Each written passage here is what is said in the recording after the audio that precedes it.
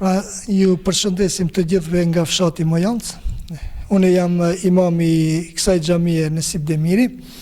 kështu që shërbejmë që 8 vite në këtë prej themelimit apo prej rindërtimit të kësaj xhamie.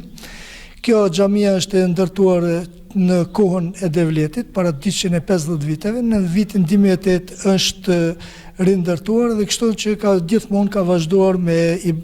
lutjet apo me ato predikimet të cilët ju kanë vitër muslimanëve.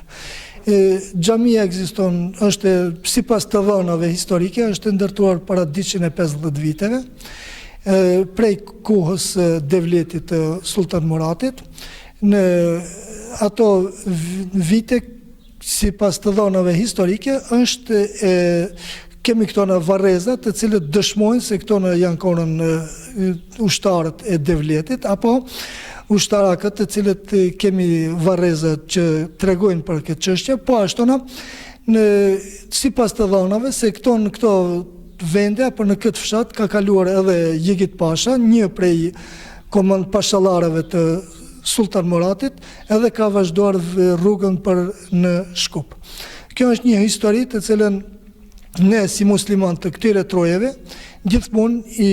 i kemi shfrytzuar për të mirët e sultanit, që janë sjellën të thojmë në atë kohë, po saqërisht ne jemi shqiptarë, flasim gjuhën shqipe, mezhebi jonë është Hanefi, që është predikuar me vite të tëra prej kohës së Devletit, edhe vazhdojmë në të njëjtën mënyrë për të predikuar Islamin apo për të mësuar atana që neve në nevojitëm për jetën tonë të përditshme si musliman shqiptar në këto vende ata. Fshati është jashtëzakonisht i vogël, por sipas mundësive, atona janë musliman të rregullt të kësaj xhamie,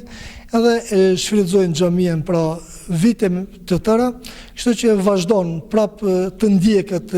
Islami, të mësohet Islami, ashtu në sikur se shka është sjellën, apo sikur shka është predikuar edhe është mësuar në tërë vitet atëra. Kjo është një histori e shkurtër për të cilën ne si musliman apo si besimtar vazhdojmë të jetojmë në këtë troje, i dalim Zot, thonë sipas mundësive tona që t'i ruajmë këto monumente të historisë islame apo të kulturës islame. Kjo është një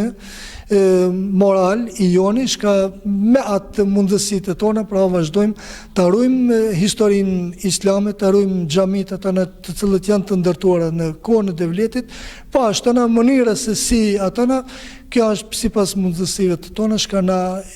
mundohemi prap që t'i dalim Zot për asaj që na takon edhe që e meritojmë.